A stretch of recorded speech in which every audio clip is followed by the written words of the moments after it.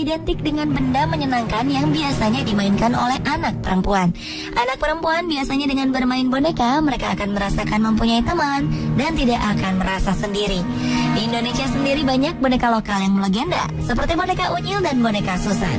Tapi tahukah Anda pemirsa, ada boneka-boneka dari Indonesia yang terkenal dengan kisah misteriusnya? Mulai dari cara pembuatannya, maupun bagaimana cara memainkan boneka itu.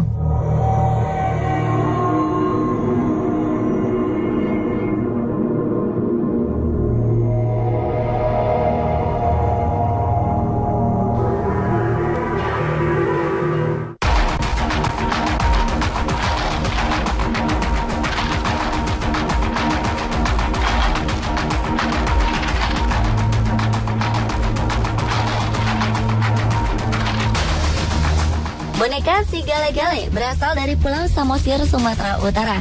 Bentuknya menyerupai pemuda laki-laki berpakaian khas Sumatera Utara, lengkap dengan kain ulos ciri khas suku Batak. Boneka si Gale-Gale kerap diidentikan dengan boneka kematian oleh masyarakat Batak. Bentuk badannya tegap dan wajahnya memberikan kesan tegas berciri khas pemuda Sumatera.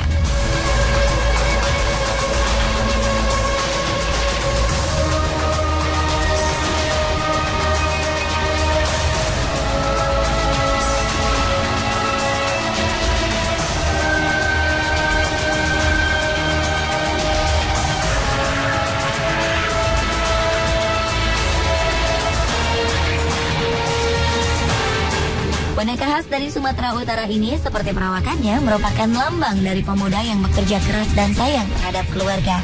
Boneka ini dipercaya adalah titisan dari Manggale yang tidak lain adalah putra kesayangan raja. Tinggal seorang raja di suatu kampung yang punya satu anak.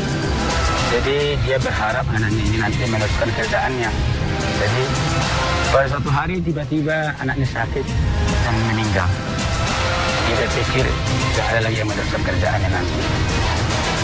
Diundanglah semua masyarakatnya. Diundang masyarakatnya untuk membuat patung yang mirip dengan anaknya. Dan akhirnya nanti kalau udah raja meninggal, jadi si Gale-Gale ini nanti yang menggantikan anaknya untuk menari.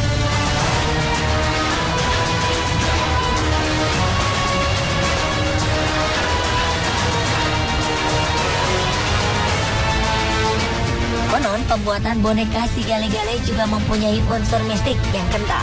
Dipercaya seseorang yang membuat si Gale-Gale harus menyerahkan jiwanya agar boneka ini bisa bergerak seperti manusia hidup. Oleh sebab itu, masyarakat Batak yakin bahwa orang yang membuat boneka ini akan meninggal sebagai tumbal setelah proses pembuatan boneka. Konon, setelah boneka ini dirasuki oleh roh yang dipanggil, boneka si Gale-Gale dapat mengeluarkan air mata dan juga dapat bergerak atau dalam bahasa setempat disebut manortor selama 7 hari dengan diiringi musik khas Toba, sordam, dan gondang sabangunan.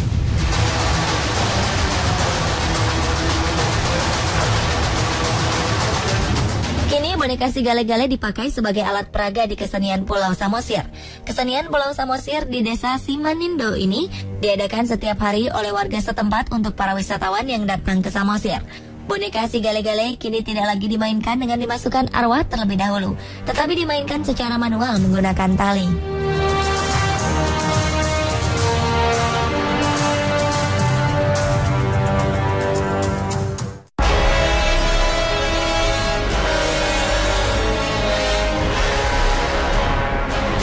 Apakah Anda merasa takut dengan benda bergerak berikut ini? Inilah ondel-ondel. Tidak sedikit di antara kita, terutama anak kecil, yang merasa takut untuk sekedar melihat wajah dan perawakan dari boneka yang satu ini. Perawakannya yang seperti raksasa dan wajah yang seram membuat setiap orang menyingkir bila melihatnya dari jarak dekat. Ondel-ondel berbentuk boneka besar yang terbuat dari rangka anyaman bambu dengan ukuran kurang lebih 2,5 meter. Rambutnya dibuat dari ijuk. Orang Betawi biasa menyebutnya dengan duk. Mukanya berbentuk topeng atau kedok dengan mata bundar melotot. Ondel-ondel konon telah ada sebelum Islam tersebar di Jawa. Dulu fungsinya sebagai penolak bala atau semacam azimat. Saat itu ondel-ondel dijadikan perwujudan leluhur penjaga kampung. Tujuannya untuk mengusir roh-roh halus yang bergentayangan mengganggu manusia. Oleh karena itu tidak heran kalau wujud ondel-ondel dahulu menyeramkan. Seiring perjalanan waktu, fungsi ondel-ondel kini berubah. Ondel-ondel menjelma menjadi seni pertunjukan rakyat yang menghibur. Biasanya disajikan dalam acara hajatan rakyat Betawi, penyambutan tamu kehormatan, dan penyemarak pesta rakyat.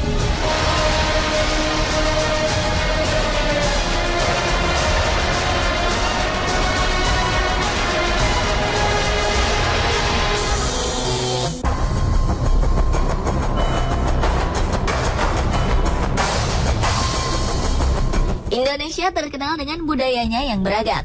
Keragaman budaya ini tercipta karena banyaknya suku-suku yang mendiami wilayah Indonesia dari Sabang hingga Merauke. Daerah Tanah Toraja terkenal dengan cara menguburkan kerabat atau keluarga yang menjadi salah satu cara menguburkan manusia paling unik di dunia. Serangkaian upacara pemakaman adat di makam gua pada tebing-tebing yang tinggi dapat Anda temui di Tanah Toraja, Makassar, Sulawesi Selatan.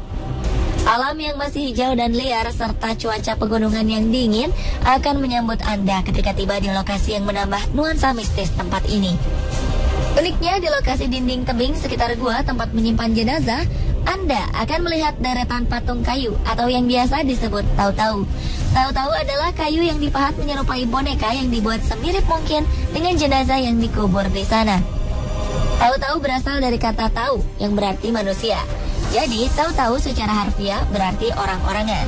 Dalam konteks upacara pemakaman budaya Toraja, tau-tau bukan menggantikan raga si manusia yang meninggal, melainkan menjelaskan roh manusia yang meninggal tidak ikut mati dalam kuburnya. Ini merupakan warisan kepercayaan asli bangsa Toraja.